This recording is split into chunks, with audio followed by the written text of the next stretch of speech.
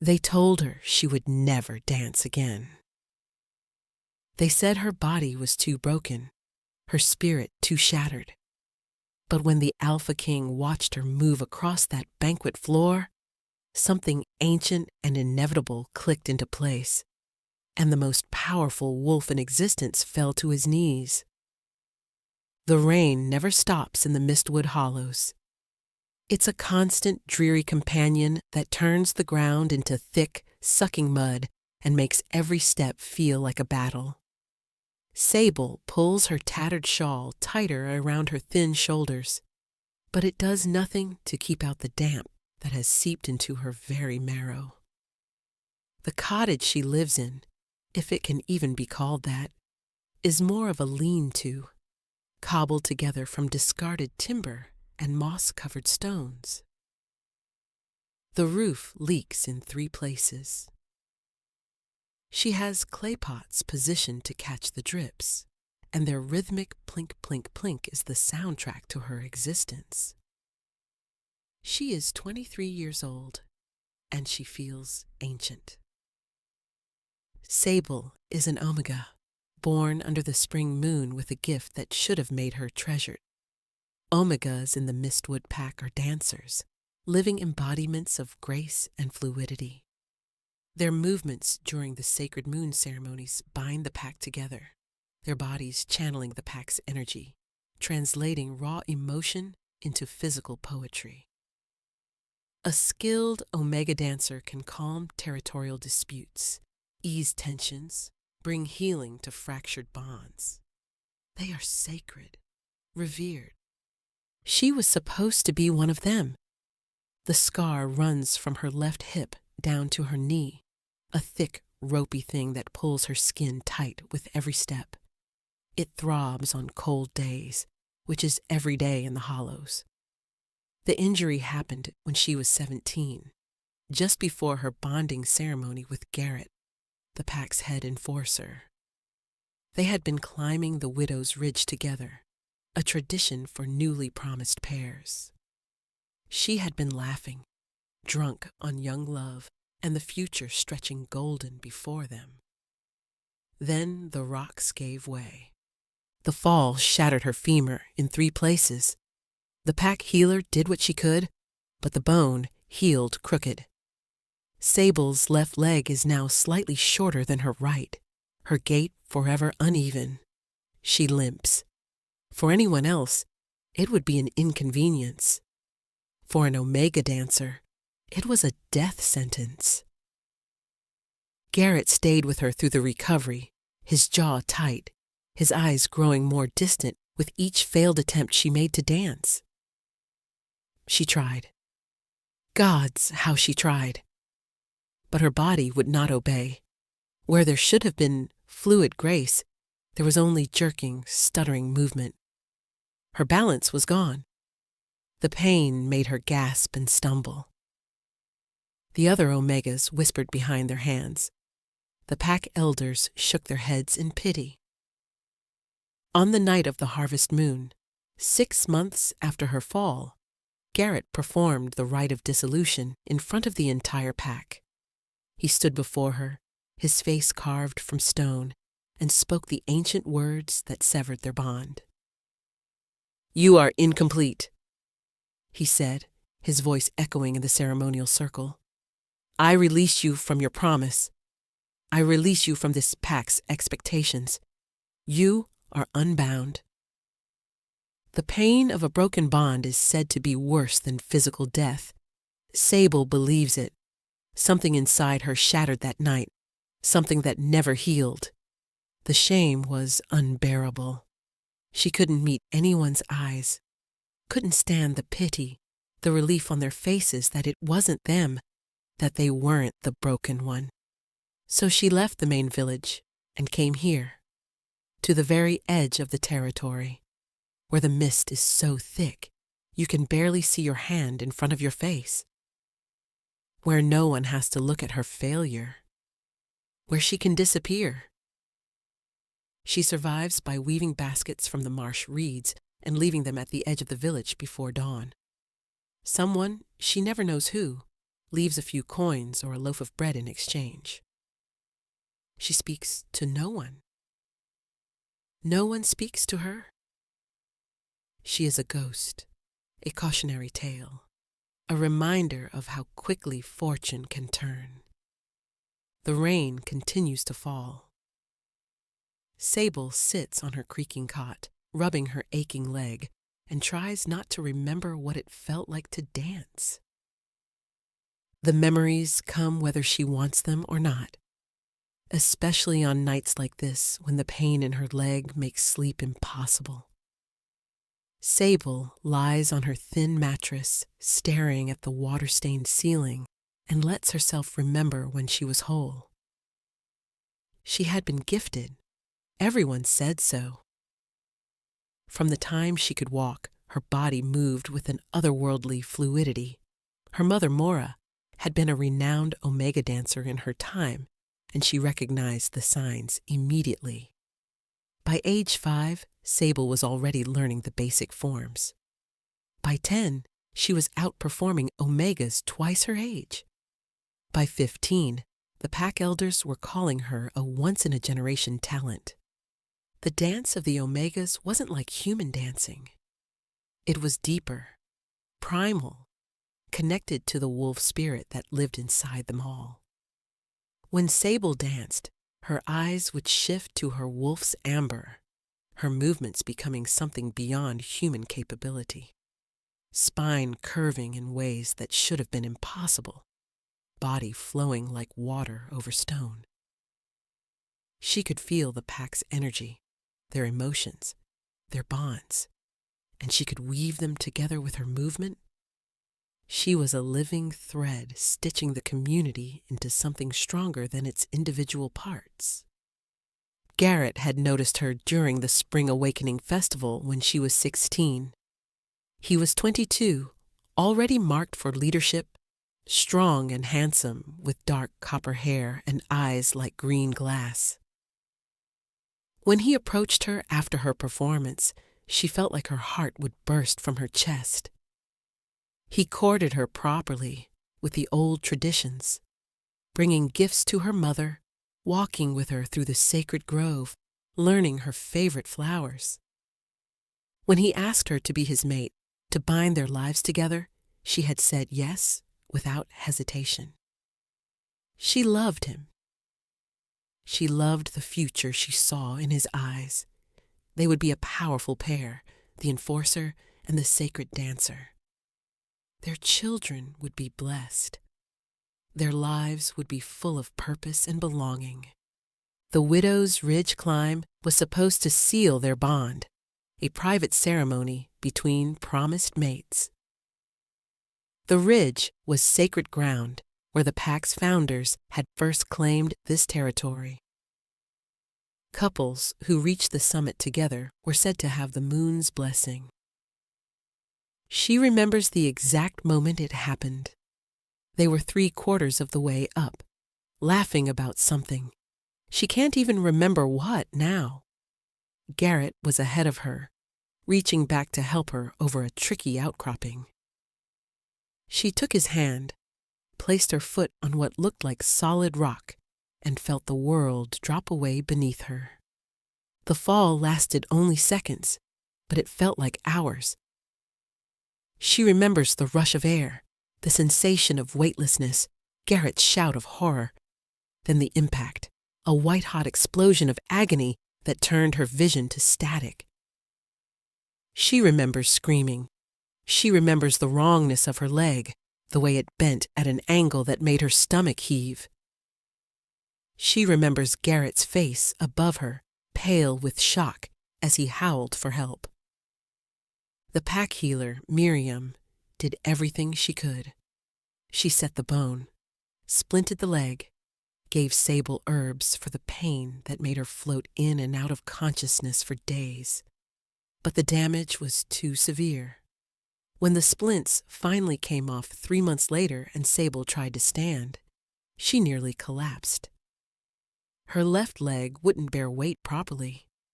It was shorter now, the bone having healed slightly compressed. Her hip ached with a deep grinding pain. Her knee was stiff, wouldn't bend fully. "You'll walk," Miriam had said, not quite meeting her eyes. "In time, it will get easier." "But dancing?" She trailed off, the silence saying everything. Sable tried anyway. Gods, she tried. She forced herself through the basic forms, tears streaming down her face as her body refused to cooperate. Where there had once been effortless grace, now there was only struggling, lurching movement. She couldn't balance on her left leg, couldn't execute the spins, couldn't drop into the low, flowing movements that were essential to Omega dancing. Every attempt ended with her on the floor, gasping in pain, her inadequacy on full display. Garrett watched these attempts with growing horror and something worse, disgust. She could see it in his eyes, the way he looked at her now, not as his beautiful, gifted mate, but as something broken, something defective, an embarrassment. "Maybe if you just rested more," he would say, his voice tight. "Maybe if you tried harder." But they both knew the truth. She would never dance again. Not the way she had. Not the way an Omega was supposed to. And Garrett, who had chosen her in part for her gift, for the status it would bring him, could not accept being tied to a failure. The rite of dissolution came 6 months after her fall. The elders tried to talk him out of it, reminding him that bonds were sacred, that she had been injured through no fault of her own. But Garrett was within his rights. An Omega who couldn't fulfill their sacred duty could be released. It was in the old laws. The ceremony was torture. The entire pack gathered in the ceremonial circle, their faces illuminated by the ring of torches. Sable stood in the center, her bad leg trembling with the effort of staying upright, trying to hold on to the last shreds of her dignity. Garrett spoke the words of dissolution, his voice flat and formal. He pressed his palm to her heart, and she felt the bond between them, that golden thread that had connected their souls, snap like a rotten rope.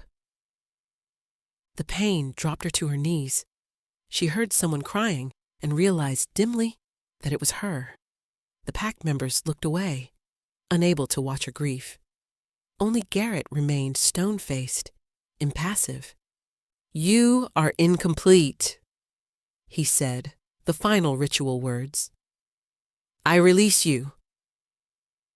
He turned and walked away, and she never spoke to him again.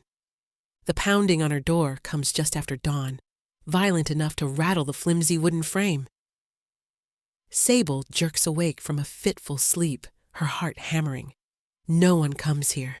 No one ever comes here. "Open up!" The voice is male, gruff, impatient. She recognizes it. Dax, one of the pack's border guards. "Alpha's orders. Open the door now, Sable, or I'm coming through it." She stumbles from her cot, her bad leg stiff from the cold and lack of movement. She's wearing the same rough-spun dress she's worn for 3 days. Her hair is a tangled mess. She doesn't care. What does it matter what she looks like? When she unlatches the door, Dax barely glances at her. His nose wrinkles slightly. Her cottage probably smells of mildew and stale air. But he delivers his message with clipped efficiency. "The Alpha King arrives tonight. Alpha Rowan has commanded that every pack member attend the banquet at the Great Lodge. No exceptions. That includes you." Sable's blood runs cold. "The Alpha King? Valdis Stormcrown?" Dax says, and there's an edge of fear in his voice that makes her skin prickle. "Supreme Alpha of the Northern Territories. He's touring the packs, assessing their strength and loyalty. Every member must be present. Alpha's orders. The name Valdis Stormcrown is spoken in whispers, usually followed by prayers. He's a legend, a nightmare, a force of nature. They say he's descended from the first wolves, that he can command 1,000 packs with a single howl, that his wolf form is massive and pale as death. They say he's been alive for over 200 years, kept immortal by some ancient magic. They say he's coming to judge them all. I can't, Sable whispers. The thought of entering the Great Lodge, of being surrounded by the pack that cast her out, of facing Garrett and his new mate, it's too much. Please, I haven't been to the village in years. They don't want me there. Dax's expression hardens. It's not a request. It's a command from Alpha Rowan, every member. If you refuse, you'll be considered a deserter, and you know the penalty for that. Death. The penalty for desertion is death. The king's representative was very specific. Dax continues, his voice dropping slightly. He wants to assess the full pack. Every member, if even one is missing when they take their count, it's seen as disrespect.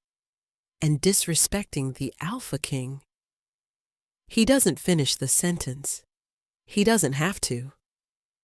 Sable's hands are shaking. When? Tonight. Sunset. Be at the Great Lodge before the king arrives, or face the consequences. He turns to leave, then pauses. And Sable? Try to make yourself presentable. This isn't some village gathering. This is the Alpha King. Don't shame the pack more than you already have. The words are a knife between her ribs.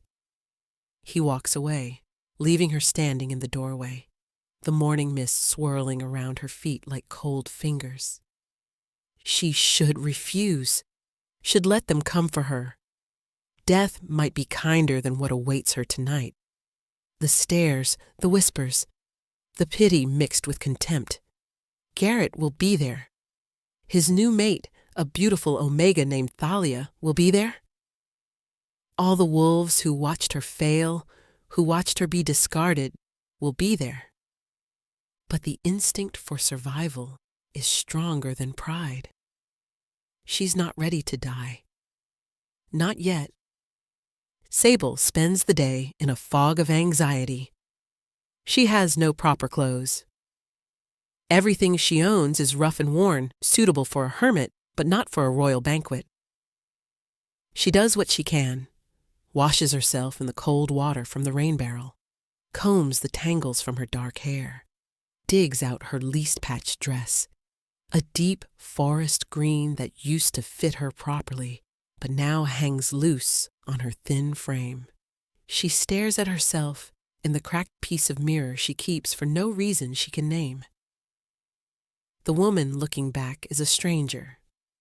Hollow cheeks, dark circles under gray eyes that used to shine silver when she danced, lips pressed into a thin line. She looks haunted. She looks broken. She is broken.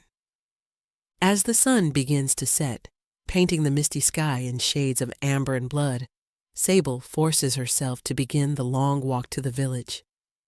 Every step sends a dull ache up her left leg. She uses a walking stick now, a gnarled piece of oak she found in the forest. It helps with balance. It also marks her as crippled, as other, as wrong. The path to the village feels longer than she remembers. The mist clings to everything, muffling sound, making the forest feel oppressive and claustrophobic. She can hear her own breathing, harsh and quick with anxiety. Her wolf, dormant for so long, stirs uneasily in her chest. Even her wolf knows this is dangerous territory. As she approaches the village, she begins to hear it, the sounds of preparation, voices calling out, the clatter of carts, the rich smells of roasting meat and baking bread. They're preparing a feast worthy of a king. The entire pack will be there, dressed in their finest, putting on a show of strength and prosperity. And she will be there too, a blight on their perfect picture. The broken Omega, the one who couldn't fulfill her sacred duty, a living reminder of failure. Sable pauses at the edge of the village, her hand tight on her walking stick, and tries to find the courage to take the next step. The Great Lodge looms ahead of her like a beast waiting to devour. It's the largest structure in the Mistwood territory, built from ancient timber and riverstone, with a roof that peaks high enough to house the sacred ceremonies. Tonight, every window glows with golden light. Smoke pours from the 3 massive chimneys, carrying with it the scent of a feast. Roasted venison, honey-glazed boar, fresh bread, spiced wine. The smell makes Sable's stomach clench with a hunger that's about more than food. She hasn't been inside the Great Lodge in 5 years, not since the night of her dissolution. The main doors stand open, warm light and noise spilling out into the twilight. Wolves stream inside in groups, dressed in their finest furs and leathers, laughing and talking with nervous excitement. They're anxious about the Alpha King's visit, yes, but there's also an undercurrent of pride. This is their chance to show their strength, to prove their pack's worth to the supreme leader of their kind. Sable approaches slowly, staying to the shadows at the edge of the clearing. She can see inside from here. The great hall is packed with bodies, the long tables laden with food and drink. The massive hearth at the far end blazes with a fire so large it could roast an entire elk. Torches line the walls, their flames dancing and casting everything in shades of amber and shadow. She sees faces she recognizes. Miriam, the healer, her silver hair braided with sacred herbs. Dax and the other border guards standing at attention near the doors. Alpha Rowan himself, a broad-shouldered man with a graying beard, standing at the high table and surveying his pack with a mixture of pride and anxiety. And there, near the center of the hall, she sees Garrett. He's aged well, she notes with a bitter pang. His copper hair is longer now, pulled back from his face. He's filled out, his shoulders broader, his presence more commanding. He stands with his arm around a woman with flowing auburn hair and a laugh that carries across the room like bells. Thalia, his new mate, a perfect Omega with perfect legs and perfect grace. Sable wants to turn and run. Her feet are already moving backward when a hand clamps down on her shoulder. Going somewhere? It's Dax again, his grip firm. I don't think so. Inside. Now. He doesn't wait for her response, just steers her toward the door with a hand between her shoulder blades. She stumbles on her bad leg, catching herself on her walking stick. A few heads turn as she enters. She sees the recognition dawn, sees eyes widen, sees mouths forming her name in whispers that spread like ripples in a pond. Sable, the broken one.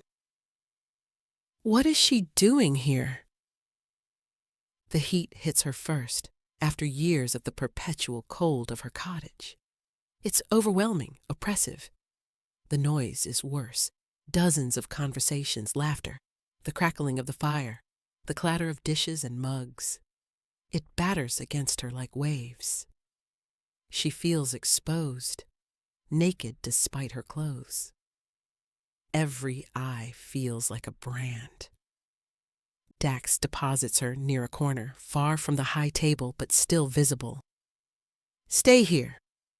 Don't make a scene. When the king arrives, you bow like everyone else. Understand? She manages a nod.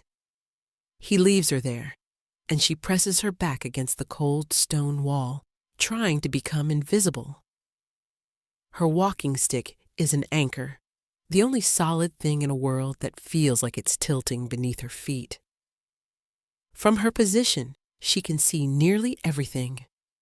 The pack is in their finest. The unmated young wolves preen and posture, hoping to catch the alpha king's eye. The mated pairs stand close, their bonds visible in the way they mirror each other's movements. The elder wolves sit at the tables closest to the hearth, honored for their age and wisdom. And the omegas, there are 5 of them now, cluster together like a constellation of stars. They wear traditional ceremonial dress, flowing fabrics in shades of silver and blue that move like water with every gesture. They're beautiful, graceful, perfect. Everything she should have been. Thalia is among them, her auburn hair adorned with moonflowers, her laugh high and musical. She leans into Garrett, and he looks down at her with unmistakable pride. Sable remembers when he looked at her like that, before she fell, before she broke. Well, well, a sneering voice cuts through her thoughts. Sable turns to find Corin, one of Garrett's enforcer friends, standing far too close. His breath reeks of alcohol. Look what crawled out of the mud. Thought you'd been eaten by the mist, Sable. Would have been kinder than this. She doesn't respond. Experience has taught her that responding only makes it worse. Can't believe Rowan's making you attend. Corin continues, emboldened by her silence. You're an embarrassment. Look at you, that stick, that limp. You look like a crone, not an omega. No wonder Garrett traded up. Don't react. Don't give him the satisfaction. But her throat is tight, her eyes burning. She focuses on the stone wall at her back, cold and solid. Real. She won't cry. She won't give them that. The conversation around them has quieted. Others are listening now, enjoying the spectacle. Sable can feel their attention like ants crawling on her skin.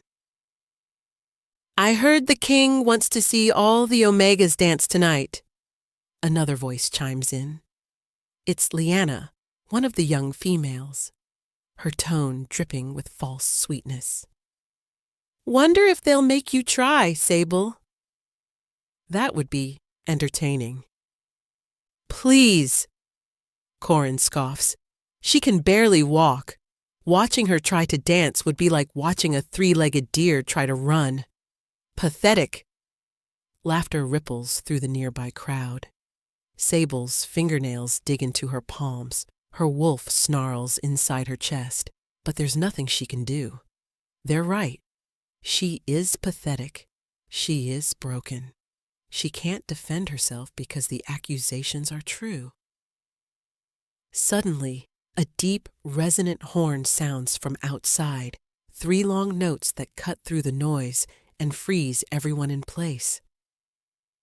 He's here, someone whispers, and the words spread like wildfire.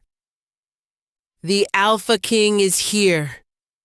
The Great Lodge falls into immediate, profound silence. It's eerie after the chaos of moments before. Hundreds of wolves, all holding their breath at once. Even the fire seems to quiet, its crackling reduced to whispers. Alpha Rowan moves quickly to the main entrance, his posture stiff with tension. The other high-ranking wolves follow, the beta, the lead enforcer, the elders. They form a receiving line, and the rest of the pack arranges itself instinctively by rank. Sable shrinks further into her corner, grateful for the shadows. The doors swing fully open, and the night air rushes in, carrying with it the scent of pine, snow, and something else. something wild and ancient that makes every wolf in the room tense instinctively. It's power, raw and undeniable, rolling ahead of its source like thunder before lightning. Then he enters. Valdis Stormcrown is not what Sable expected. The legends paint him as a monster, a beast barely contained in human skin. But the man who steps through the doorway is something far more unsettling.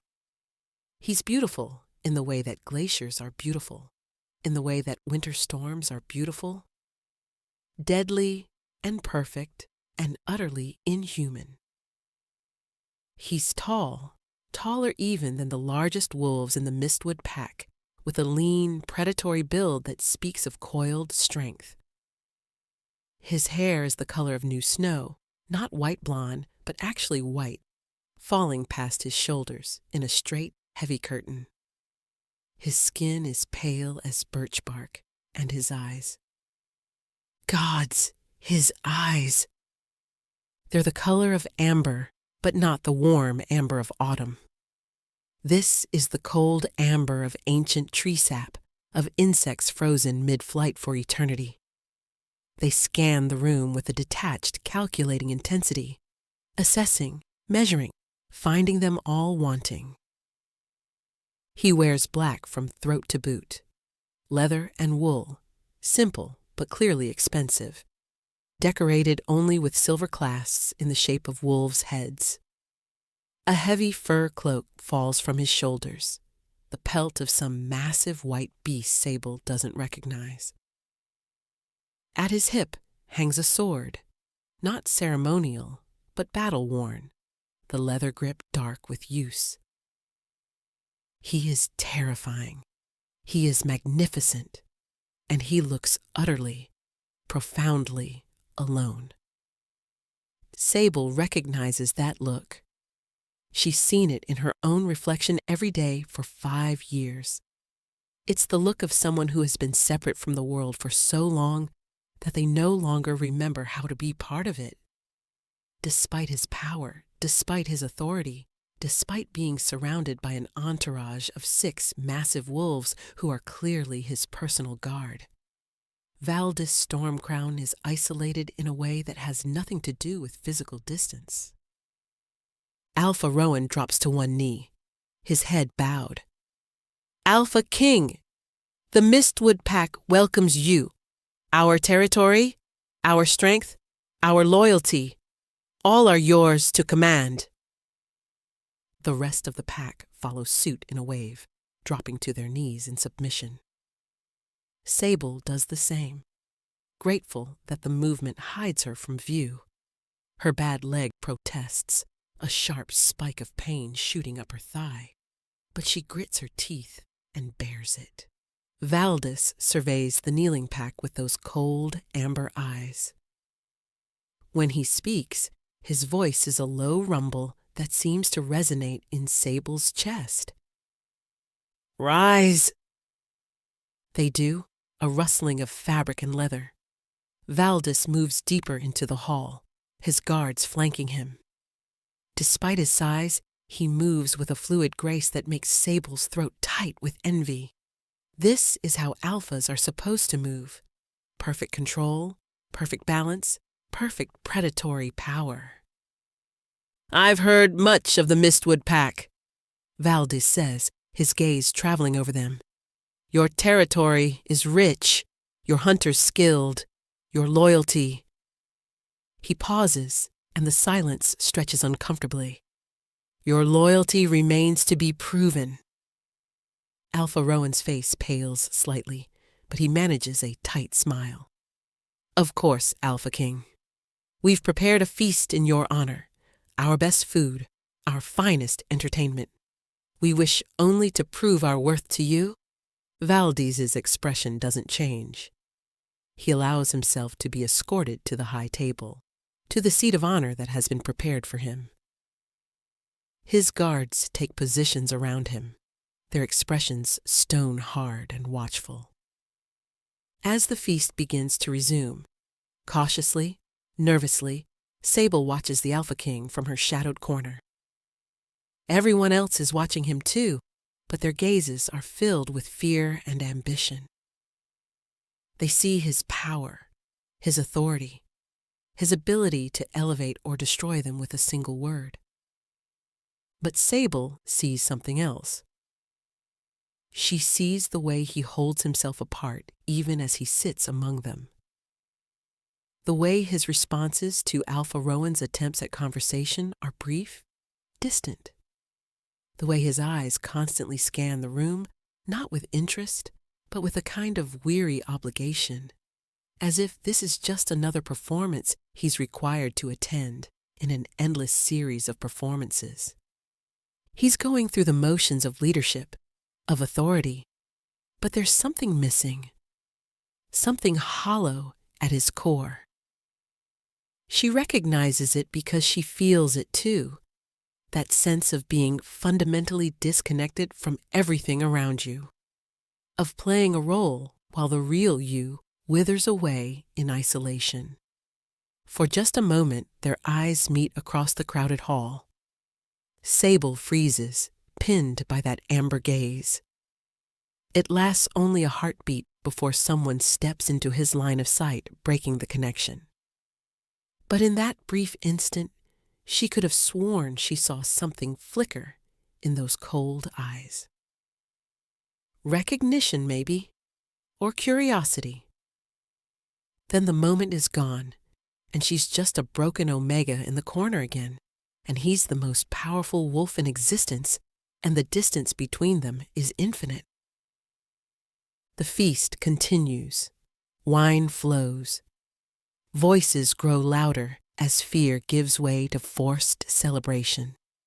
And Sable presses herself against the cold stone wall, hoping desperately that she can survive this night without drawing any more attention to herself. The feast has been underway for 2 hours when Garrett rises from his seat. Sable's stomach drops. She knows that look on his face, the calculated cruelty disguised as jovial entertainment. She's seen it before. He's had too much wine.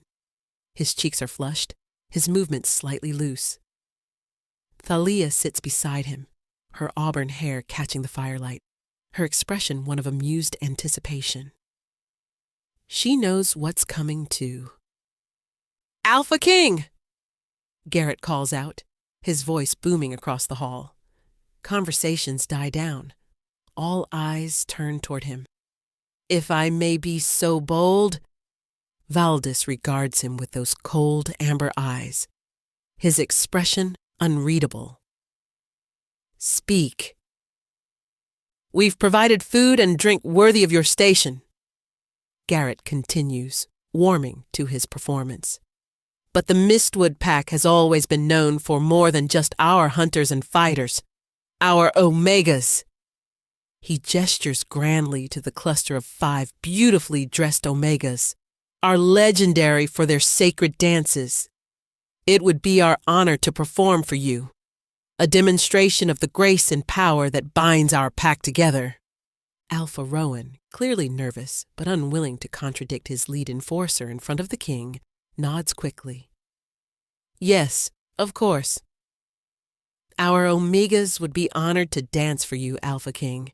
It's tradition during such celebrations." Valdis inclines his head slightly. "Very well." The 5 Omegas rise gracefully, moving to the open space before the hearth that serves as the ceremonial dancing ground. They're already assuming their positions, their bodies aligned with ancient patterns, when Garrett's voice cuts through the hall again. "Wait!" He's smiling now, but it's the smile of a predator. "I believe we're missing someone. Aren't we, Alpha Rowan? You said every pack member was to be present tonight. Every member includes every Omega. Don't we have 6 Omegas in this pack?" Sable's blood turns to ice. Alpha Rowan looks confused. "We have 5 Omegas." "No," Garrett interrupts, his smile widening. "We have 6. We're forgetting poor Sable." He turns, his eyes finding her in the shadows with unerring accuracy. There she is, hiding in the corner. Come now, Sable. Don't be shy. The Alpha King wants to see all our Omegas dance. The hall erupts in uncomfortable murmurs. Sable sees pity on some faces, malicious glee on others. Thalia is covering her mouth, her shoulders shaking with suppressed laughter. Garrett, Alpha Rowan says quietly, a note of warning in his voice. That's not necessary.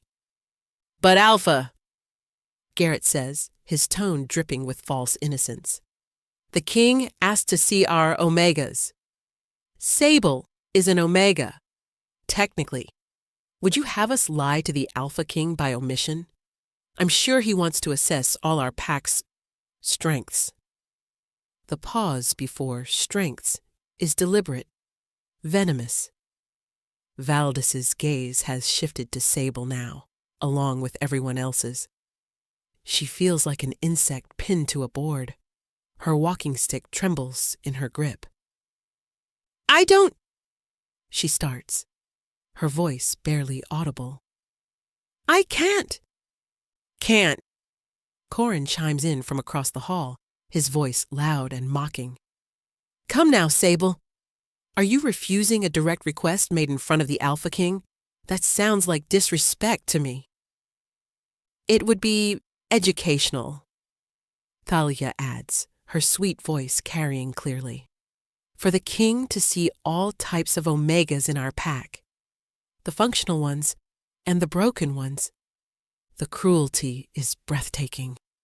Sable's hands are shaking, her vision narrows to a tunnel. She can see Garrett watching her, drinking in her humiliation like fine wine. This is his revenge for her existence, for daring to still be part of his pack after he discarded her. Dance for us, Sable, he says, his voice carrying the authority of a senior enforcer. Show the Alpha King what an Omega without her gift looks like. Alpha Rowan looks deeply uncomfortable, but doesn't intervene. He can't, not without appearing weak in front of the king. The other wolves are silent, watching with a mixture of horror and fascination. This is a public execution, and they're all witnesses. Sable looks toward the doors, calculating if she could run. But Dax and the other border guards are there, blocking any escape. And running would be tantamount to desertion, punishable by death. She's trapped. Slowly, painfully, she pushes away from the wall. Her walking stick taps against the stone floor with each step, a rhythmic condemnation. The crowd parts before her like she's diseased, creating a pathway to the dancing ground. She stops at the edge of the space where the other 5 Omegas stand in perfect formation. They won't look at her. Even they're ashamed to be associated with her failure. Well, Garrett prompts. We're waiting.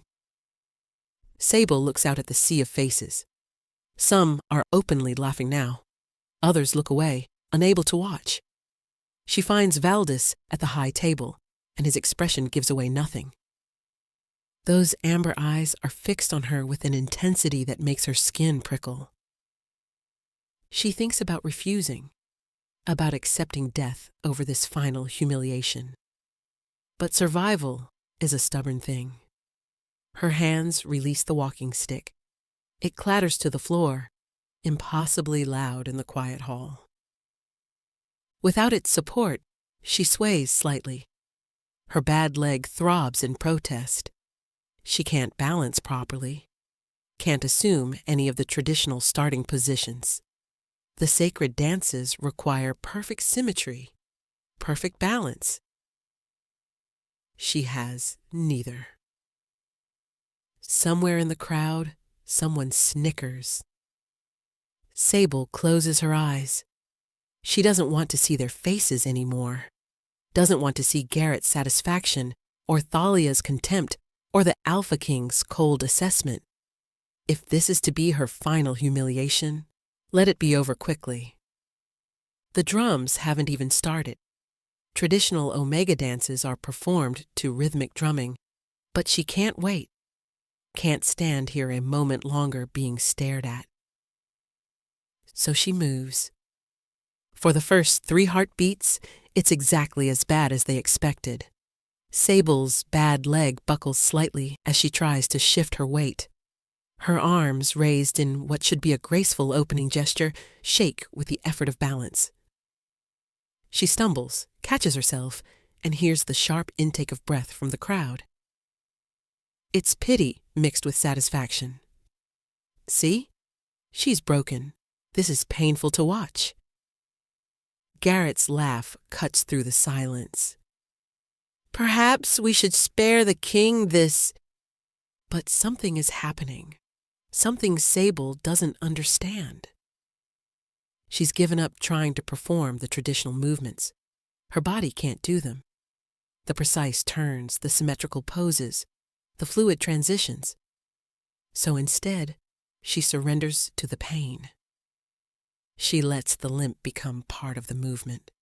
She lets the trembling become deliberate. She lets the wrongness of her body tell its own story. Her bad leg drags as she pivots, but instead of hiding it, she makes it a stroke across the floor, a visual representation of weight and burden. Her arms, which shake when she tries to hold them steady, instead flutter like broken wings. She's not dancing the sacred forms. She's dancing something else entirely. The dance of injury, of survival, of 5 years of lonely nights in a leaking cottage. She's dancing her pain, and it's devastating.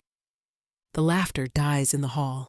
The silence that replaces it is different from before. Not awkward, but transfixed.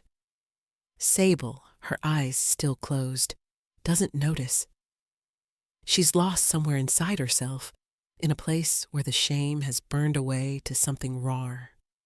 She stops trying to be what she was and allows herself to be what she is.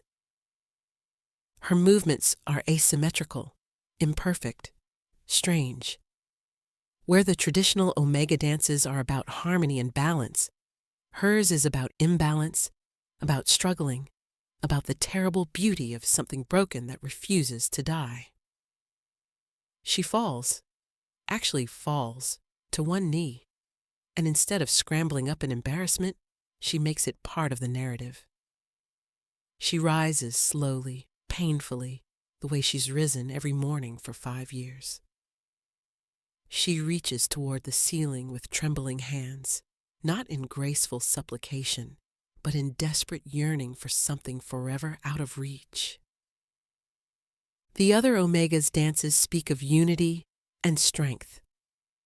Sable's speaks of isolation and endurance.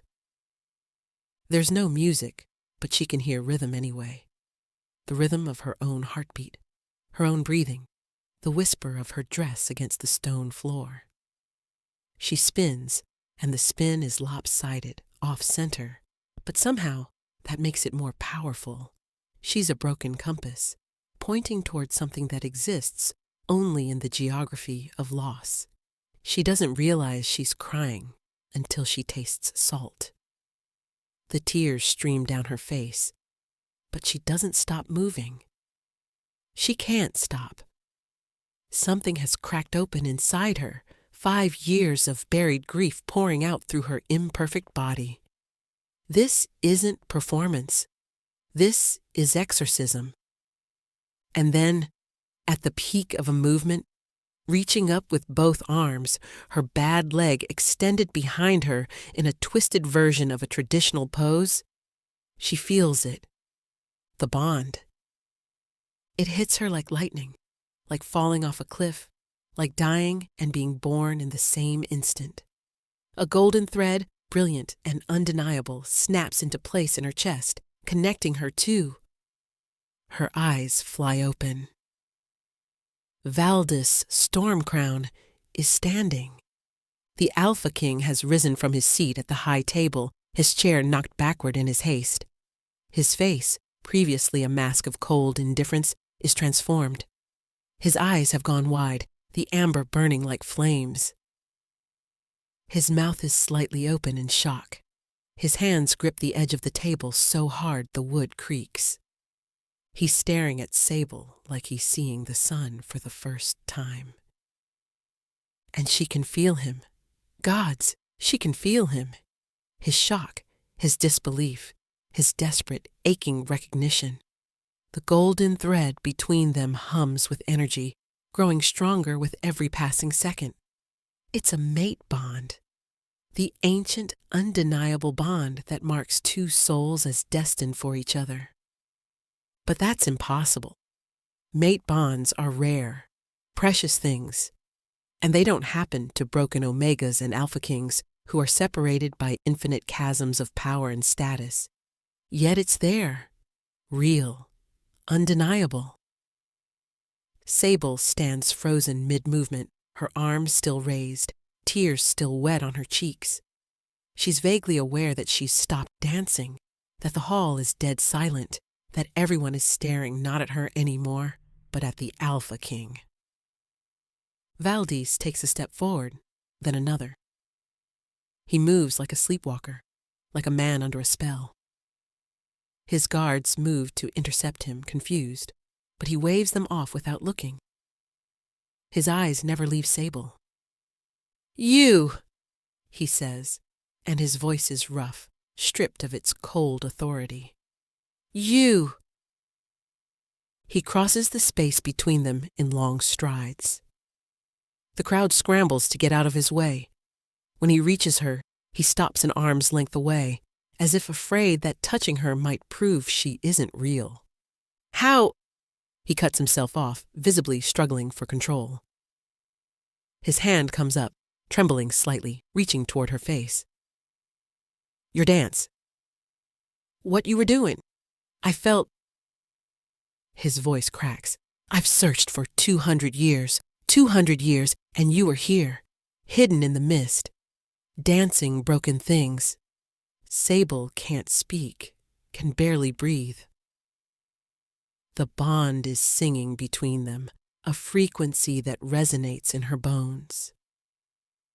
Valdez's hand finally makes contact, his fingers brushing her cheek with a gentleness that seems impossible from such a powerful creature. His touch is warm, electric. The bond flares brighter. "Mate!" He breathes, and the word is a prayer, a curse, a revelation. "You're my mate!" The hall erupts into chaos. The noise is deafening, hundreds of wolves shouting at once, shock, disbelief, confusion. But Sable can barely hear them. The bond is roaring in her ears like a river, drowning out everything except the man standing before her. Valdez's hand is still on her cheek, his amber eyes searching her face with an intensity that should terrify her, but doesn't. She can feel his emotions through the bond now, a torrent of them, overwhelming in their complexity. Relief, joy, disbelief. And underneath it all, a loneliness so profound it makes her chest ache. He's been alone for so long, so impossibly long. "I don't understand," she whispers, finding her voice. "This can't be. I'm nobody. I'm broken." "No."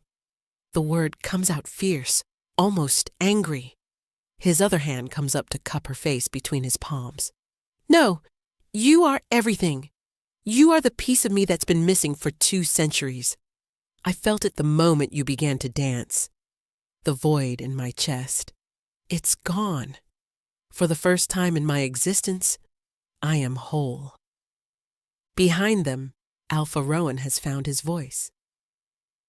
"Alpha King, I don't understand what's happening." Valdez doesn't turn around, doesn't take his eyes off Sable. "The curse," he says, his voice carrying clearly despite its softness. The curse that has plagued my bloodline for generations. My ancestor, the first Alpha King, made a pact with the old gods for ultimate power. In exchange, his soul was split. Every king in my line is born incomplete, searching for the other half. Without our mate, we're only half alive. Strong, yes, powerful, but fundamentally hollow. He traces his thumb along Sable's cheekbone, his touch reverent. I've searched every pack, every territory, listened to thousands of Omegas sing, watched hundreds dance. None of them called to me. I began to believe I was the generation that would fail, that I would die unmated, and my line would end. His voice drops lower, meant only for her, and then you, moving like a wounded bird that refuses to stop flying, dancing the language of pain I've carried my entire life. You weren't performing for them. You were speaking directly to my soul.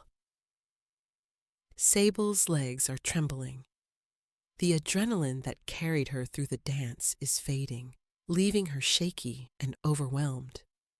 Valdis seems to sense this because his arms slip around her waist, supporting her weight as if she weighs nothing.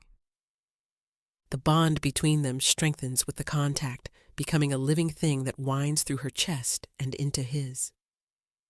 She can feel it settling, taking root, becoming permanent. This is real. This is happening.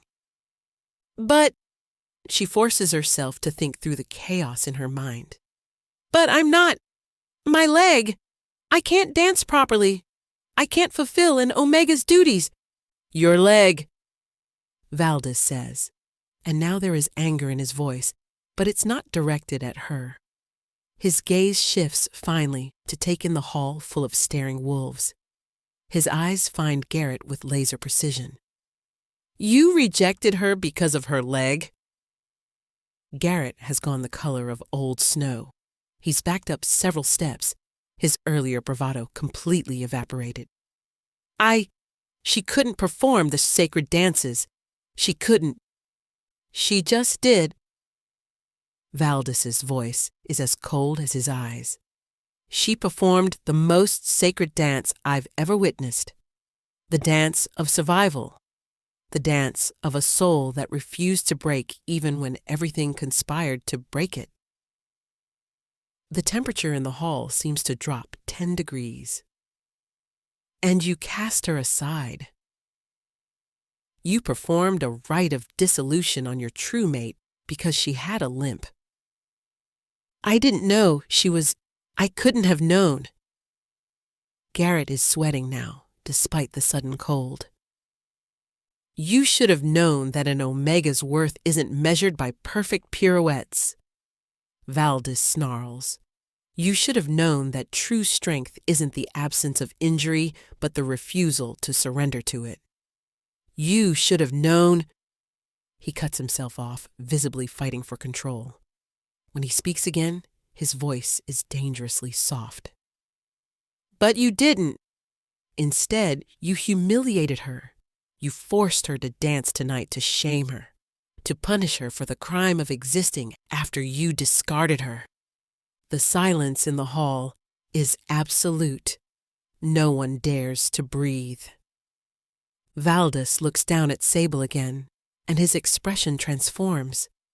The fury melts away, replaced by something tender and fierce. He severed your bond? She nods, unable to speak past the lump in her throat. Then let me make this clear to everyone present. Valdis raises his voice, making sure every wolf in the hall can hear. The bond between Garrett and Sable was false, a placeholder. Garrett was never her true mate. I am. The bond you feel now, Sable, can you feel it? She nods again. It's impossible not to feel it. The golden thread is brilliant, unbreakable, singing with rightness. That is a true mate bond, Valdis announces, blessed by the old gods themselves, unbreakable by any rite or ritual.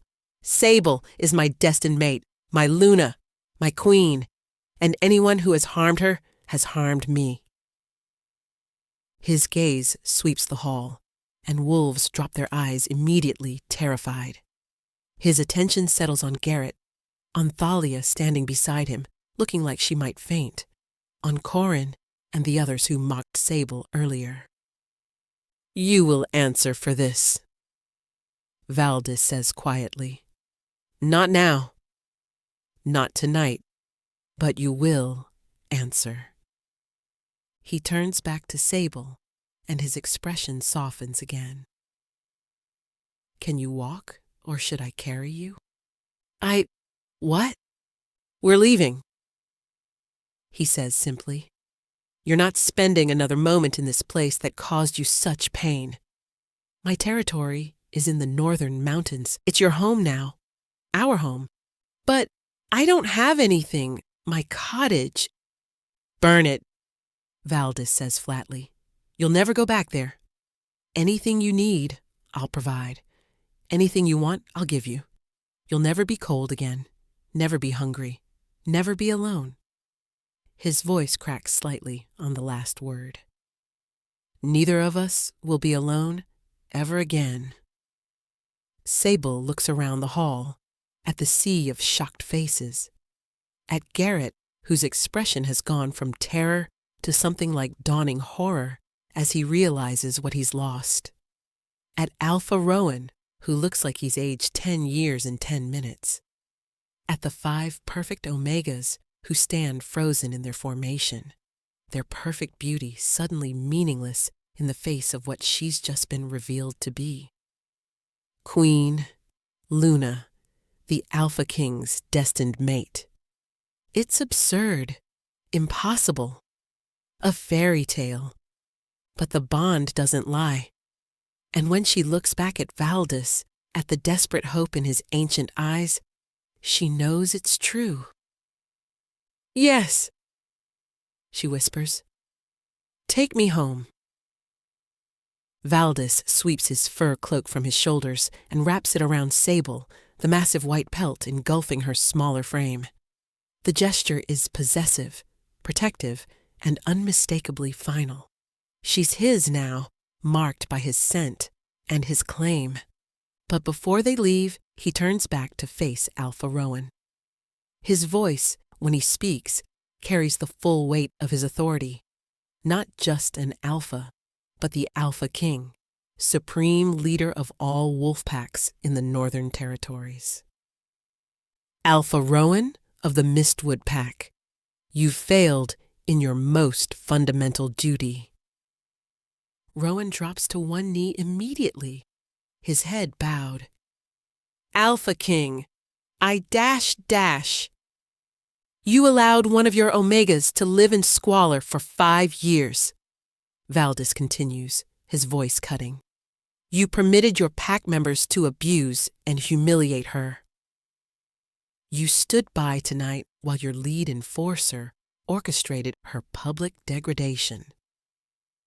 And most damningly, you did nothing when Garrett performed a false rite of dissolution, severing a bond that had no right to be severed because it was never meant to exist in the first place. I didn't know, Rowan starts. You should have. Valdis's amber eyes are pitiless. An alpha's duty is to every member of his pack, not just the strong ones, not just the perfect ones, every single member. You failed Sable. You failed your Omega. And in doing so, you failed me. The words land like hammer blows. The other wolves in the hall are utterly silent, barely daring to breathe. The Alpha King's judgment is absolute. There's no appeal, no argument. Your pack will be assessed, Valdis declares. I'm sending my personal overseer to remain here for 1 full year. He will observe how you treat your most vulnerable members, how you handle your Omegas, your elderly, your injured. If I receive even one report of cruelty, of neglect, of the kind of abuse Sable suffered, he lets the threat hang in the air, unfinished but clear. Rowan's face has gone gray. Yes, Alpha King, we will do better. I swear it. See that you do? Valdis's gaze shifts to Garrett, who flinches as if struck. As for you, enforcer, you performed a rite of dissolution on my mate. Do you understand the magnitude of that offense? Garrett's mouth opens and closes soundlessly.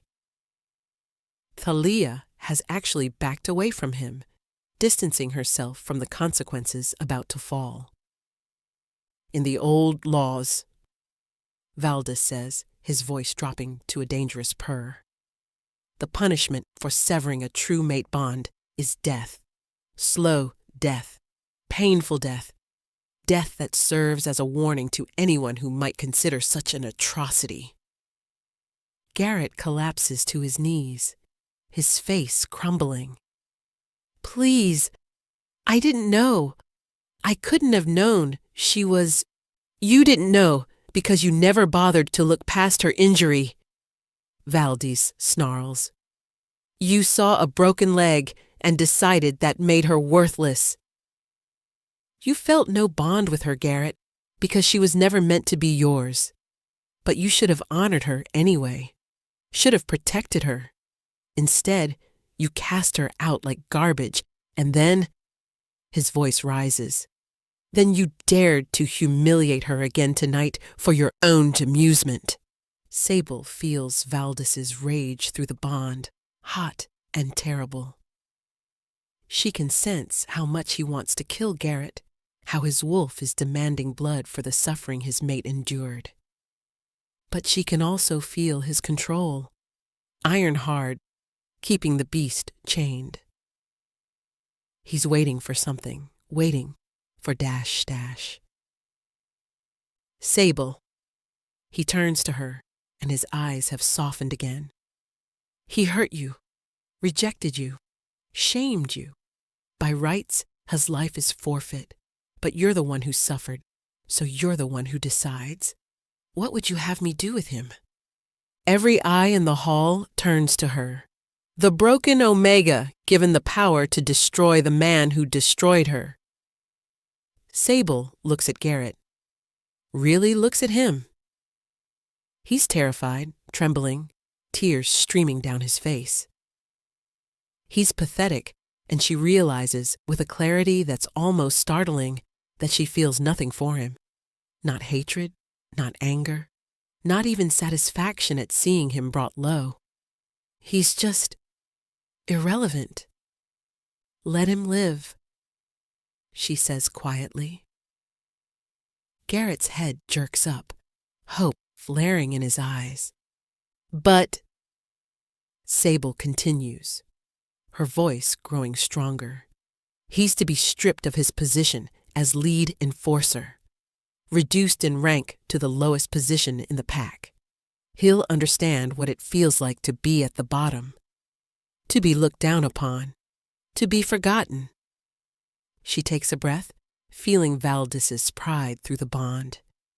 And the rite of dissolution he performed on me, let it be known throughout every pack that it was false, that he severed a bond that didn't exist, and in doing so, left the true mate bond free to form.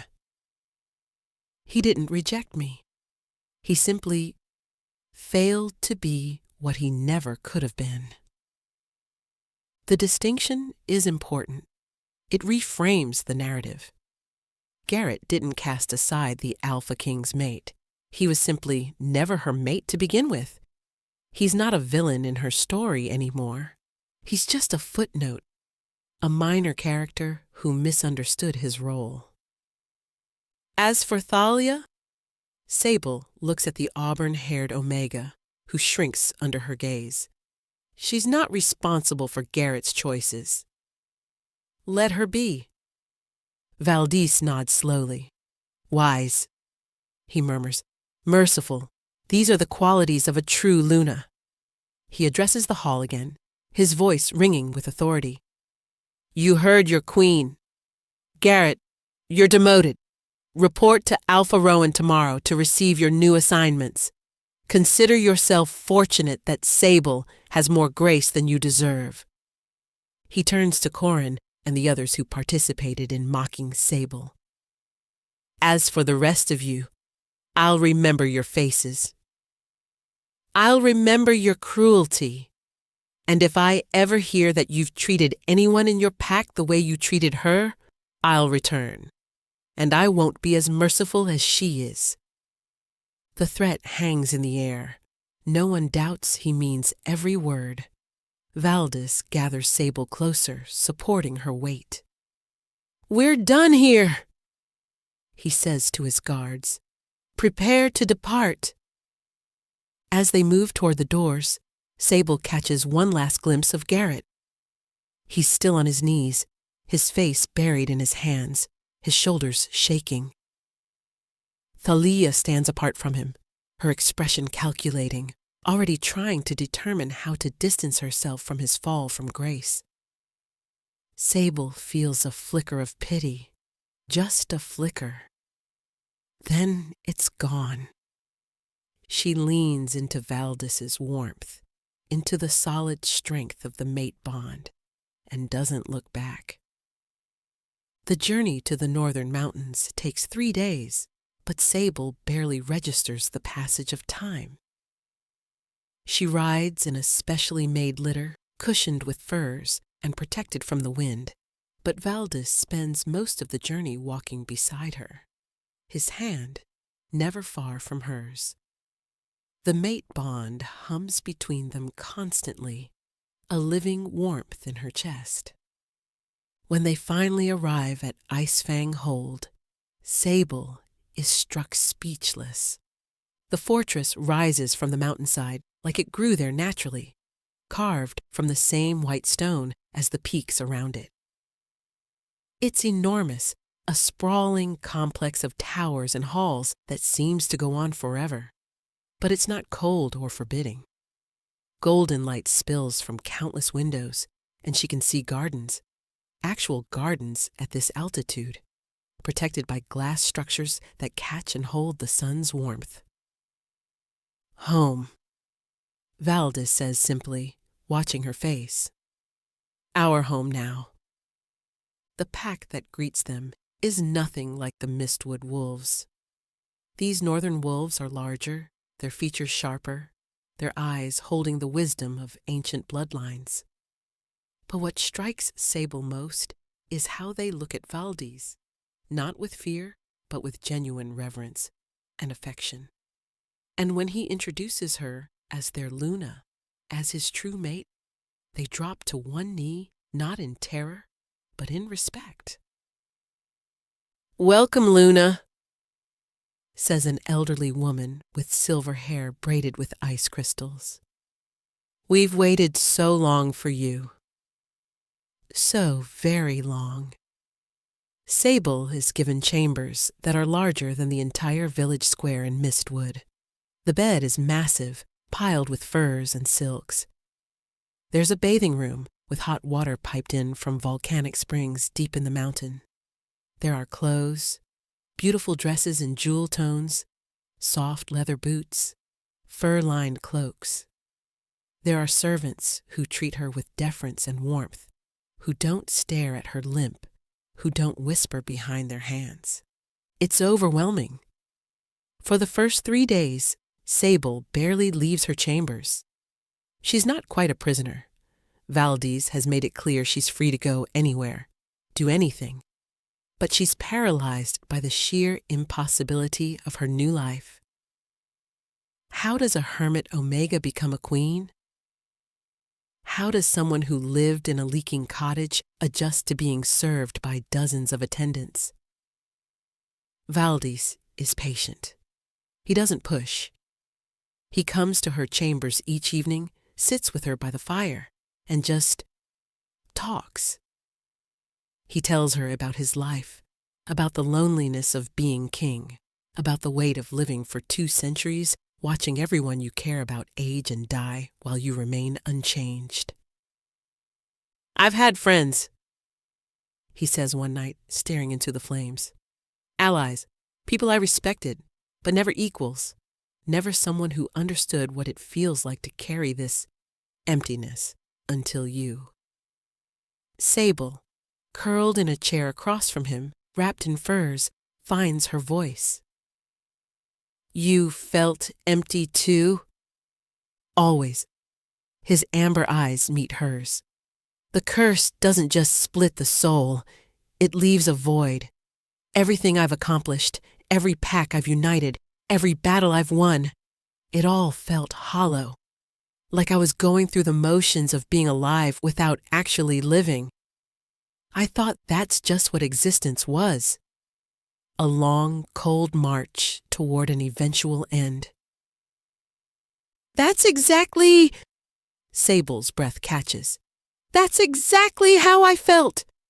After Garrett, after they pushed me out, I wasn't living, I was just persisting. Day after day in that cottage, alone with the cold and the rain, wondering what the point was. Valdis leans forward, his elbows on his knees. The point was that you survived long enough for me to find you, for our bond to form.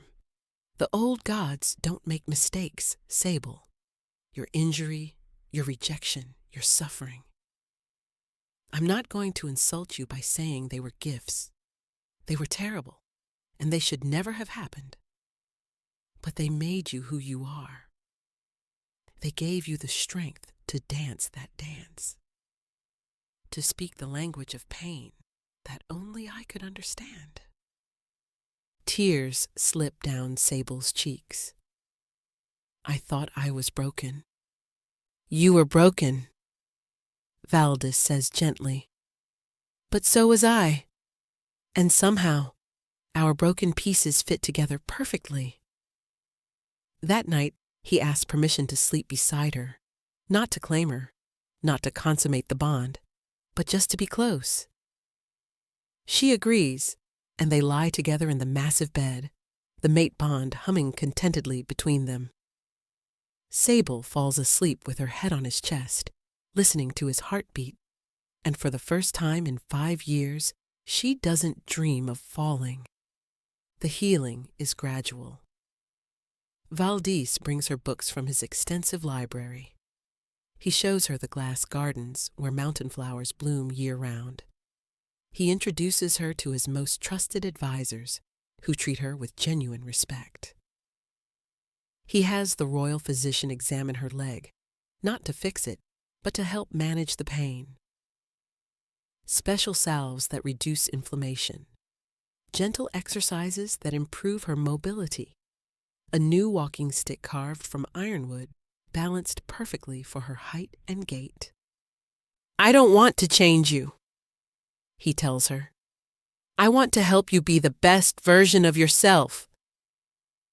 Scars and all.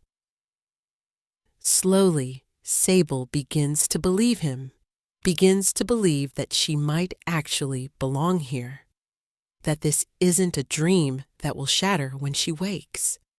One evening, about a month after her arrival, Valdis finds her in the glass garden.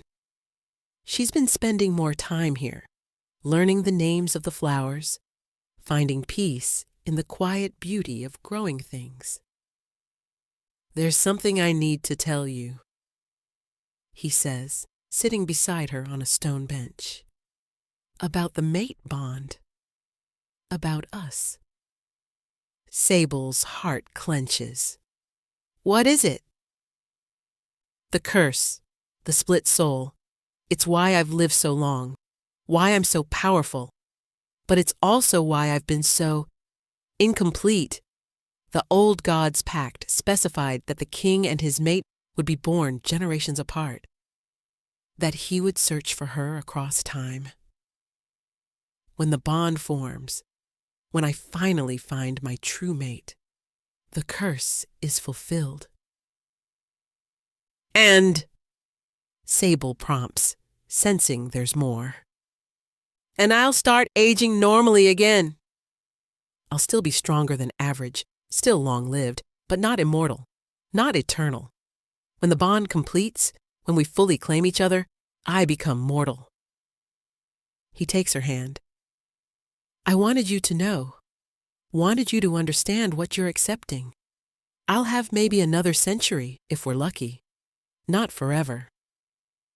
Sable stares at him. You're telling me that by being with me, you'll die? Eventually, yes. And you're okay with this? Valdis laughs, the sound rich and genuine. Okay with it? Sable, I've been waiting 200 years to be mortal, to have a life that means something because it has an end, to have someone worth growing old with. You're not taking years from me. You're giving me a life worth living. He cups her face in his hands, his amber eyes blazing with intensity. I would trade 1,000 years of hollow existence for a single year truly alive with you. Sable realizes she's crying again. But these are different tears than the ones she shed in that cold cottage. These are tears of release, of acceptance, of finally understanding that she's not broken. She's exactly what she's supposed to be. I love you, she whispers. Is that too soon? We've only known each other a month. The bond knew the moment you danced, Valdis says, smiling. Everything else is just our minds catching up to what our souls already understood. And yes, Sable, I love you too. I've loved you since before I met you. I've been searching for you my entire life. He kisses her then, gentle and deep, and the mate bond flares brilliant gold between them. Not complete yet. That will come later when they're both ready, but growing stronger every day. 4 months later, duty calls Valdis back to the Southern Territories for the midwinter assessments. The Mistwood Pack is among those scheduled for evaluation. His overseer has been sending regular reports, mostly positive, with notes that Alpha Rowan has been making genuine efforts to address the failures Valdis identified. When Valdis tells Sable where he's going, she's silent for a long moment. They're in their shared chambers, the fire crackling warmly. She's been learning to use her new walking stick, finding that the better balance actually allows her to move more freely than before.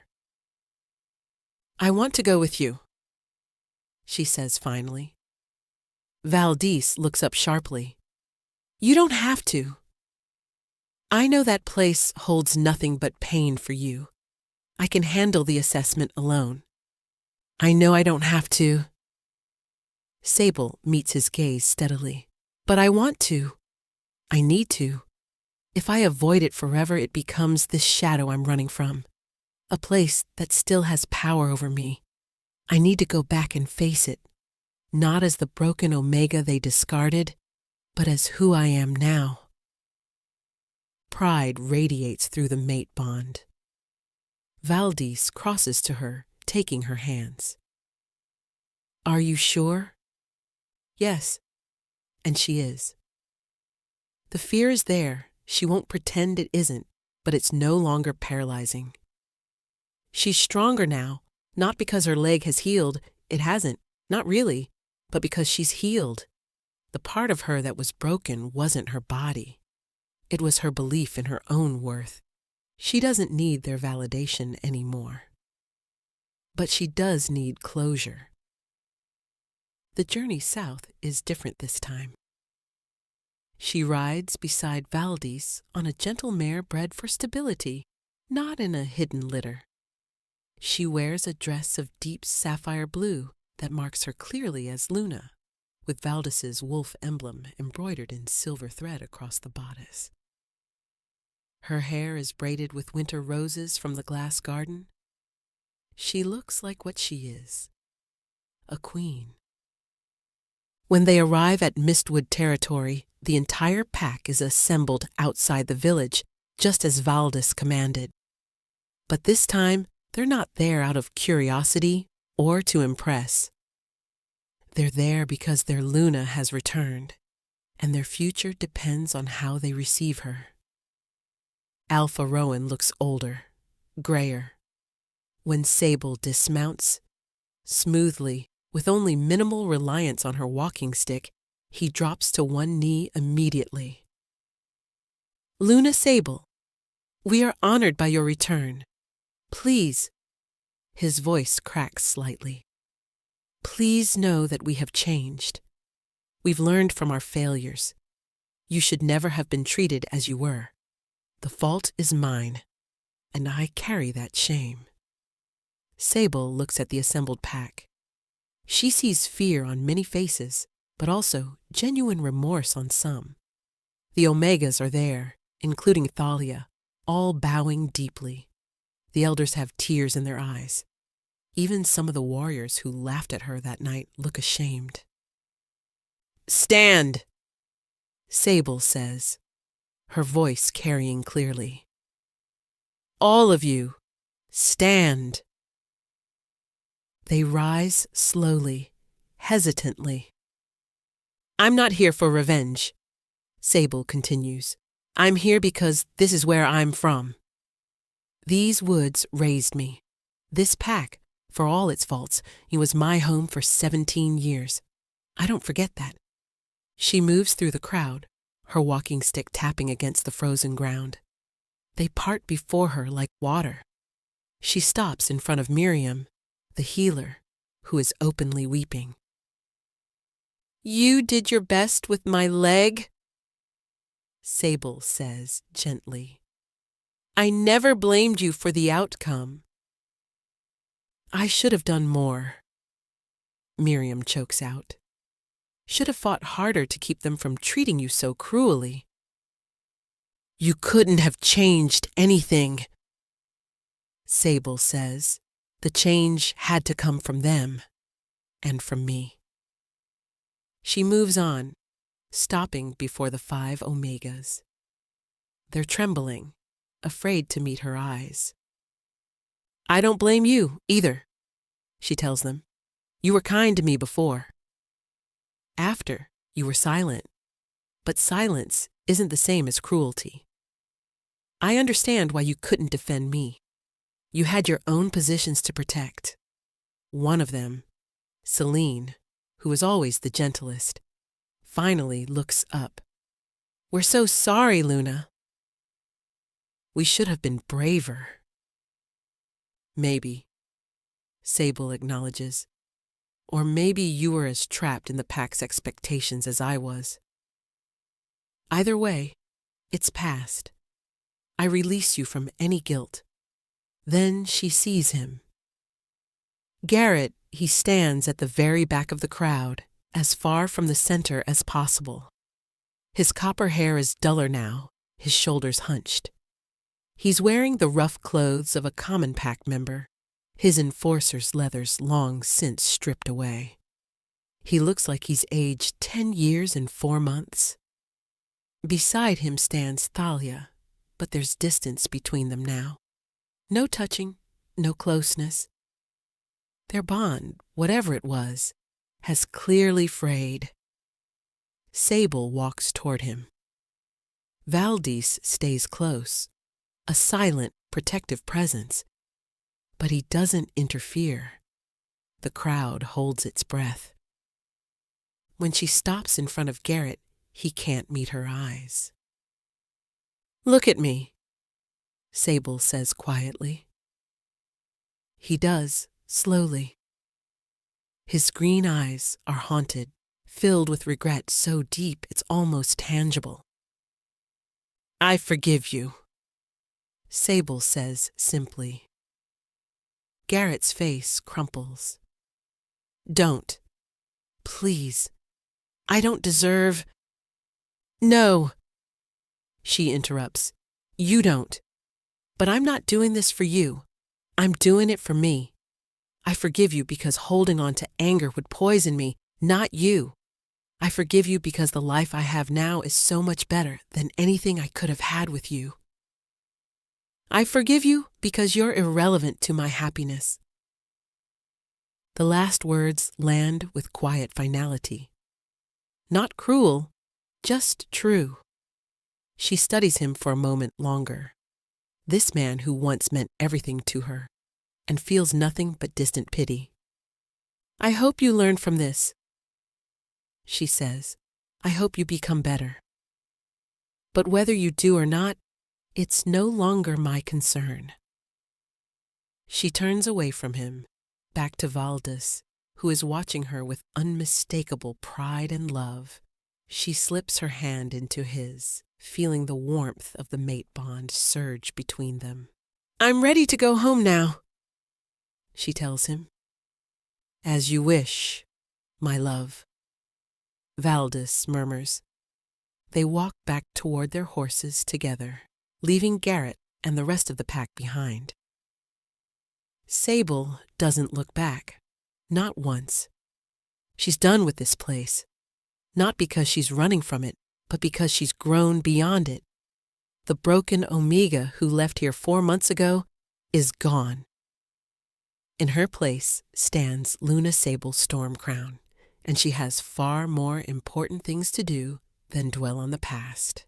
6 months later, Sable stands on the highest balcony of Icefang Hold, looking out over the northern mountains.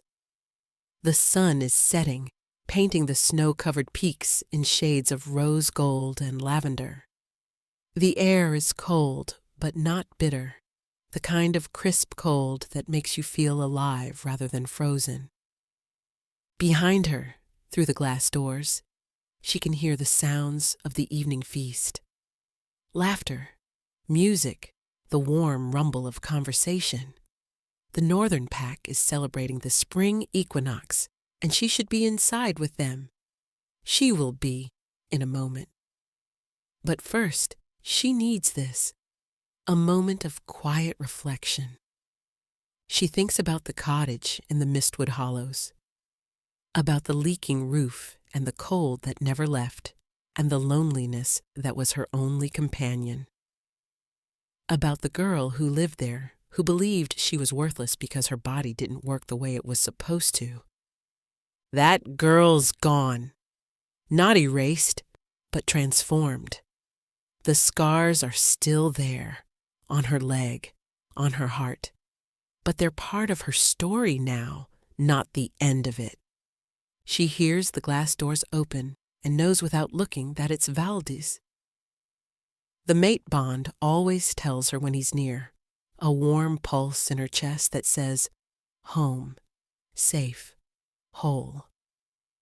He comes to stand behind her, wrapping his arms around her waist and pulling her back against his chest.